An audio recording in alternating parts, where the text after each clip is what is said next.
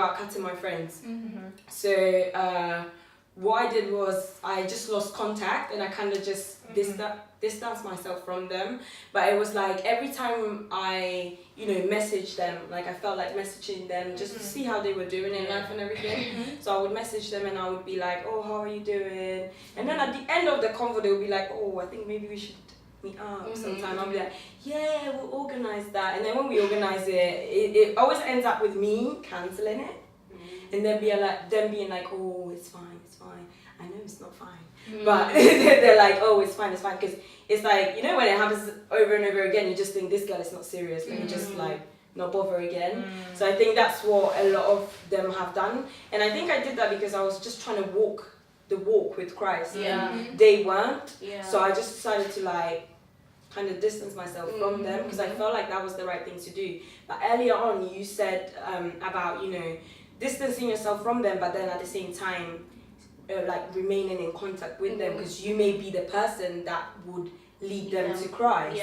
And you don't want to end up, going to heaven and then be like, God being to you like, oh, what were you when this person needed saving type of thing. And you won't get your well done. Like you actually won't, you might not get your well done, and that scares me. Like that scares me to think about it. So with that, I think it's I think maybe it's just sometimes it's easier to distance yourself from people who aren't on the same path as you. But sometimes what's easy isn't actually the right thing to do. And it's you have to be very careful with that. Like you said, going to heaven, and God is like, what happened to your friend? And it's orcs. And it's just that friend can, you don't necessarily have the best attitude towards, can reveal your flaws. It may not be the best way to know your flaws and hear about your flaws, but they are flaws and you need to fix them, and there's only one person who's going to do that, and that's Jesus, right? So I think they're in your life for a reason, and it's even funny, you think you're going to help their path, they're helping your path, because they're showing you what's wrong in you by your attitude towards them. You want to drop them because it's easy. It's not do you know what I'm saying? So I think you mentioned something about when we were discussing it earlier on, you mentioned something about showing grace.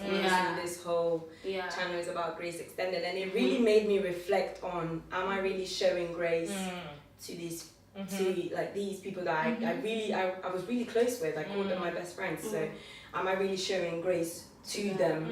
You get what I mean? Because showing grace is understanding the concept of grace. It's good for Christians, but at the same time, non-Christians need to tap into that as well. And that is the whole purpose of this channel. So I think this has made me want to go back and kind of reflect on it and see where the Holy Spirit will lead me. My other question was going to be, do you think there's roles in friendships? In what sense? Say for instance, you earlier on, Camilla, you mentioned about how you may call Gwen for something and then you may call Tolu for something else. So why are they playing different? It's they're playing different roles, aren't they? I don't think they're playing. So it's the role, friendship is universal, but then at the same time within friendship, within the friendship, what roles are they playing? Does that make sense? Yeah. I think they play the same role, they're just equipped for different things at different times. Yeah. So regardless, there'll be certain things that all my friends can do. There will be people who can encourage me, there'll be people who can correct me, there can be people who will support me. All those things are what they're doing, it's just their approach and how they'll do it.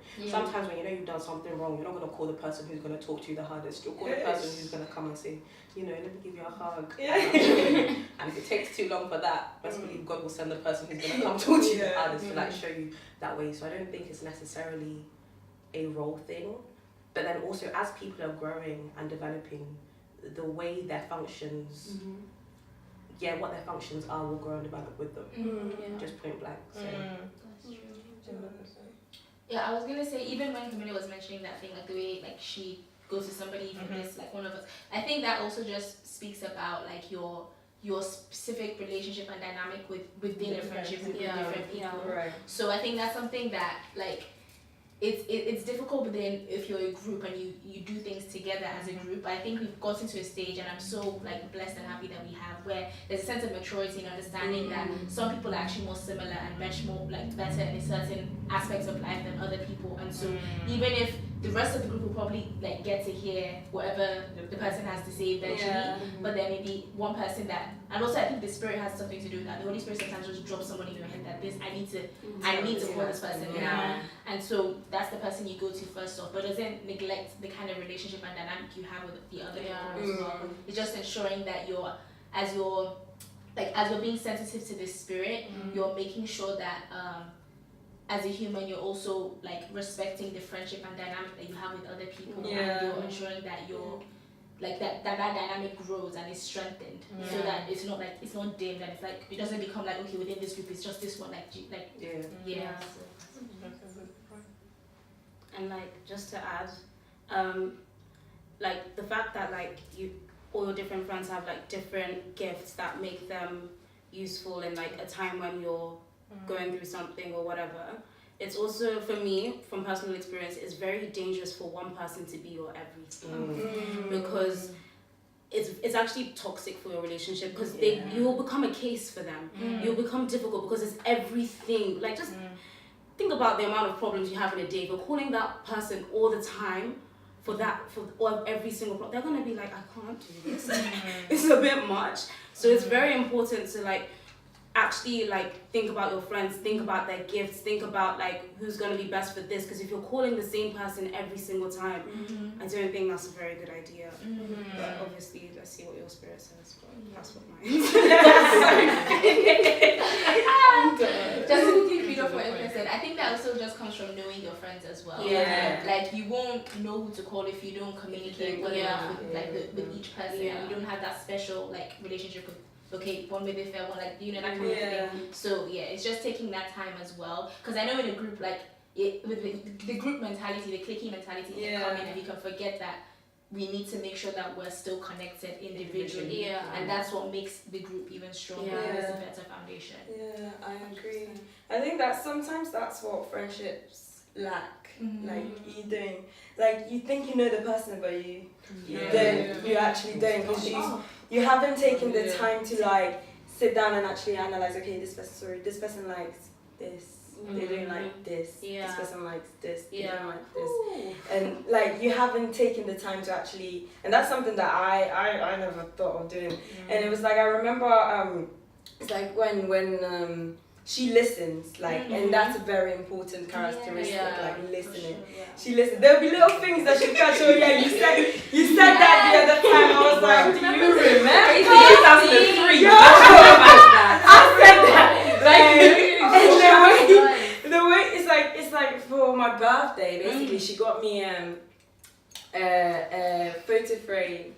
It was like a drawing basically, and it was a drawing of me, my mom, and my dad. And it's because like I remember this was like first year. I don't even know, first year I think. And I told her that I don't have a picture of me and my dad. It might be first year or second year, I don't know. But she remembered that, and she used that to incorporate, and she incorporated that information into like to make something special out of it. Do you get what I mean? And it's just little things like that, and. You know what I mean? If she didn't take the time to like sit down with me and talk to me about that, like on a deep level, on an intimate level, she would have never known that. Do you get what I mean? So it's like, I think that's what friendships lack sometimes, that intimate level, when that, you know, let's sit down, let's talk about it. Like let's talk about things that make you uncomfortable. Those things. That's what friendship. I believe that's what friendship lacks sometimes. Like working off that, I would say people need to know that there's a difference between vulnerability and transparency. So vulnerability comes from, if you ask me something, say Toz is asking me something, I can answer in that moment. But transparency is whether or not you've asked me that thing. Do I feel comfortable to let you know that this is what's happening with me? And sometimes I think, well, I don't know other friendships, but other people's friendships might be missing that link of transparency, because it's always important for someone to understand where you're at, so that your friends also know how to relate to you. Like for me personally, if I'm going through like a weird, in my life, I believe life goes in seasons. So I'm going through a particular season, there'll always be someone in the group who will know, like, okay, like, at the moment, Camilla's like in an isolating season. She's not really feeling to be doing communication like that. So no one comes hunting for me because it's cool, but you're all good. You know, I'm alive, kind of. Or there'll be times where I feel like, okay, I'm supposed to be pursuing this, and then all of a sudden these guys will come and help me. Like, what they're talking to me, what they're referring to, helps to pursue that thing. So having that transparency changes things for people. But do you think transparency and vulnerability comes with trust? And also, like, how, because sometimes you can meet a person and by their vibe you already feel like you can trust them, and you just, if they ask you that question, you just blurt it all out.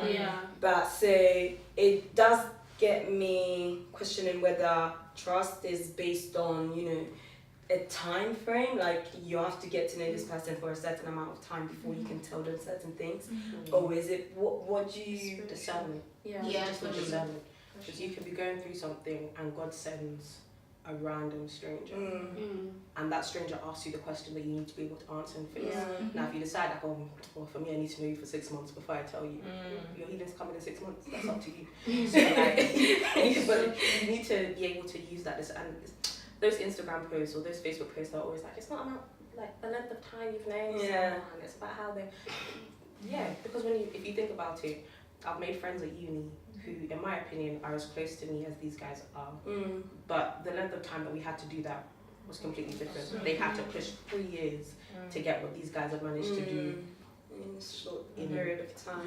So it's about being able to use that. And plus, when you're working with God, like, a lot of transparency comes through being vulnerable before God. Straight up. It's not a case of me, I just tell you my business. Usually we would have prayed about something, like, oh, are you alright? The Spirit has prompted you, otherwise why are you asking? 100%. That's so true. So last question is, do you think friendship gets you closer to your life goals? 100%. How?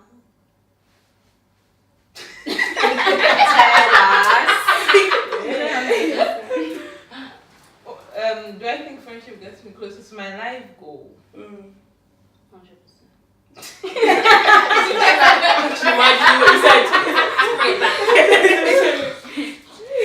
Oh my god. I think yes, definitely. One thing that God is, showing me these days is what do I do with the network I have? And when I say network, it may be my friend's mom or my friend's dad. Do they do something that I'm interested in, and is that going to get me to where I want to be in 15 years time? Do you know what I'm saying? So I give no, Holy Spirit said no, sorry. But yeah,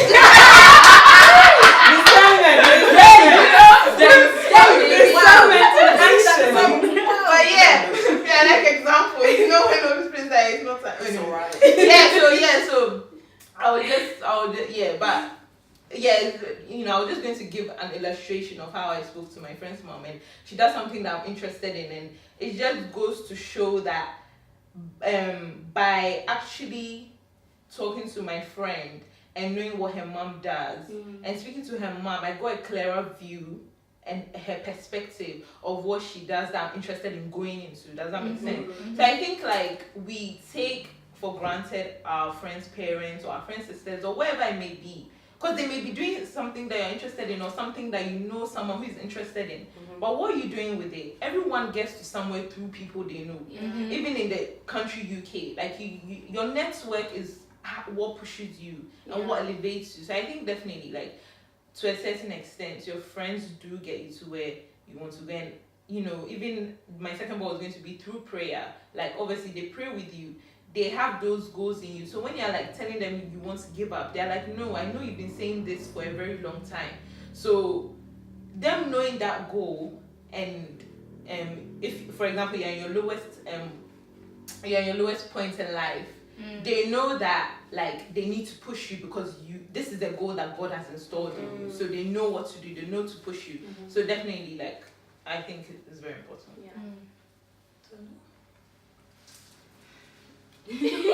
I'm just trying to. Okay. Does friendship take you? Definitely the answer is yes. But I'm just trying to word in my head what I was thinking. I was just thinking, okay, because there was a time that I was discussing with God about like what purpose means and like understanding like what my purpose is here on earth. So I feel like there's a universal purpose for like all of us as children of God in terms of just being his hands and feet and being the only, like there's a song that I love that Kirk Franklin sang. Basically you might actually just be the only Jesus certain people meet. And so making sure that you're trying to be the best version of yourself, because I used to think that okay, perfection isn't attainable, and like that was always like my thing, like I always wanted everything to be perfect. But then it's like now that I've gotten closer, like in terms of my relationship with God, I've seen that it is attainable, and that perfection like comes from the community that I have around me. Like that's a big part of the puzzle. Like apart from like my personal relationship with God, also the relationship that I create with my friends, and how I take care of that, and how I make sure that I'm treating it like the way that like somebody treats like a plant. Like you're making sure you want to see it grow. Like you have that passion about it. So I feel like when I'm able to do that with my friends, that's like showcasing my understanding of what love means and what God's purpose for me personally on this earth is to do. And I know a big part of my purpose, like personally, is about joy. Like that's one of the greatest words that like just being able to be that positive, like that little sunshine in someone's life. And if I'm not practicing that well with my friends, then all the people I think I want to do it with later on in life, then there's a disconnect. So that's something I know personally, like in terms of friendship, taking me closer to my life. Why are you looking at me? Rock, paper, scissors, rock, paper, scissors. What's the question?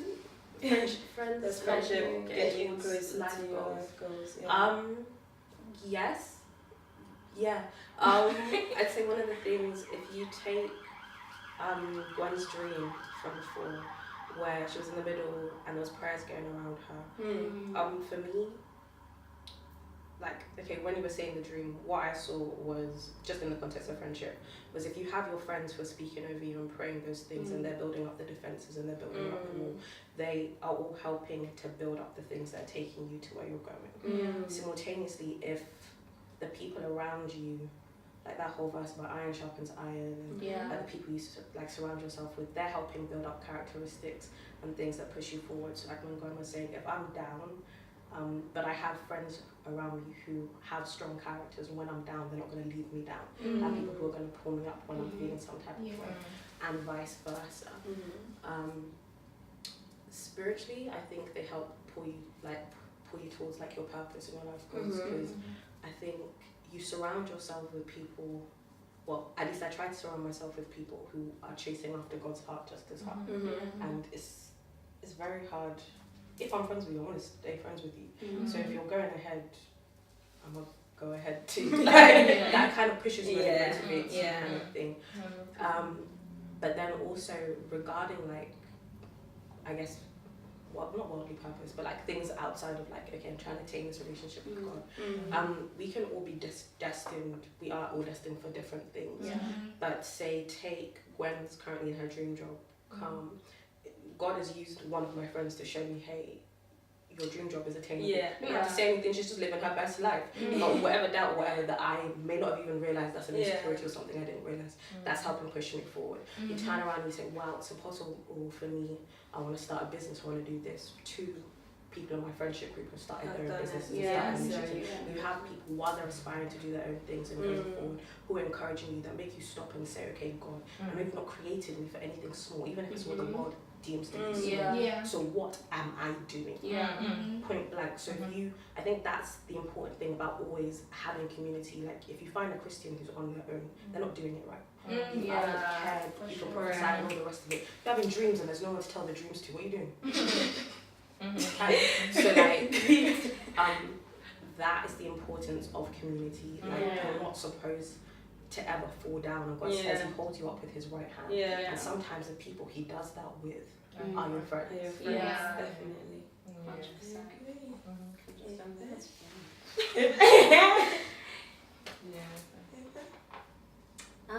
Okay. I agree with the question because for me, like I personally don't think I can get anywhere if I'm not like what's the word? Like spiritually okay or even like spiritually prosperous. So my friends are a massive part of that. Like I've said before, like sometimes if I have an issue, I'll call them or whatever. And I just, like, if I'm not spiritually okay, I'm going to be in the way of my own blessings. I'm going to be in the way of myself doing what God wants me to do. And my friends are a massive part of that. Once I realize a way of combating a sin, I tell them. So whenever I go to them asking about what do I do, they can tell me. And it's like, if I have no one to tell that to, who's going to remind me when I'm trying to combat the sin, that's what you need to do?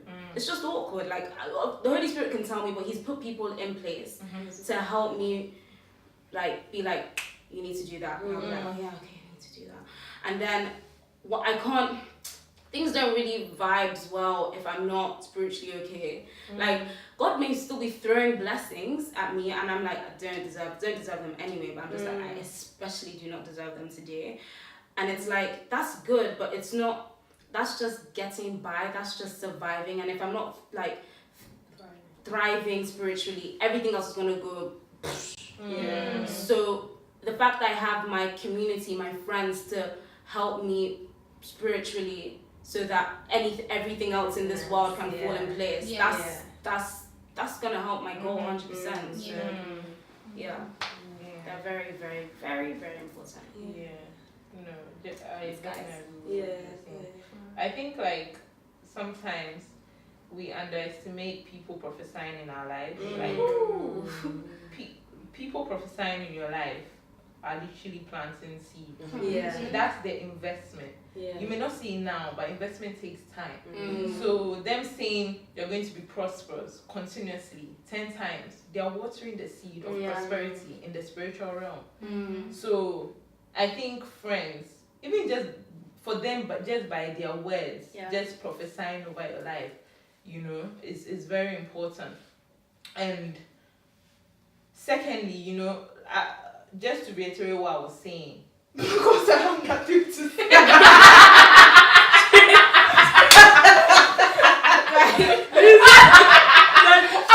Let me take you back.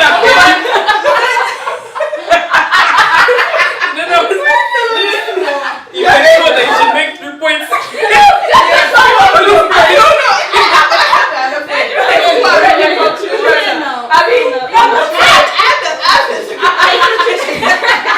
Later. Okay, sorry.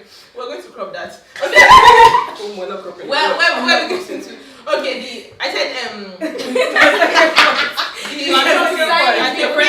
okay, let's be serious. Yeah, hold it to the way. So this is so funny. You're cropping it, Okay. So them prophesying over your life is very important. And also like they may have the capacity to invest in your dream. For example, time or money or advice.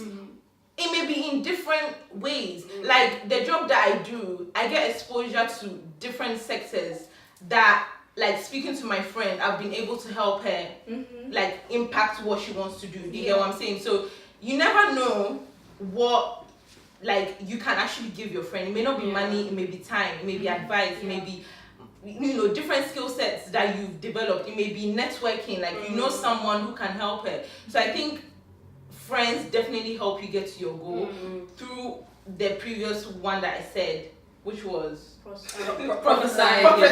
Yeah, which was prophesying. And the second one is investment. The third point is reading the word is very important. Reading the word with your friend is very, very important because the Holy Spirit drops different things to them. So it may be that one time you're like sad about, I don't know, your business or whatever, your job. By reading that word, God will just drop in the spirit that remind Gwen that, okay, she's in the right place. Remind Gwen that, okay, what she's facing is not forever. Yeah. Reading the word gives you that substance to impact their life, and it reminds you of what God is saying. So reading that word with a friend would definitely help them impact your life and get you to your life goal, because the Bible is literally like a handset to life. It has like life goals, everything, man. Like literally, so yeah, it's actually a cheat sheet. yeah. I was just going to add, like, for your second point about like when friends have the capacity to actually help you. Also, for me, something I had to learn, because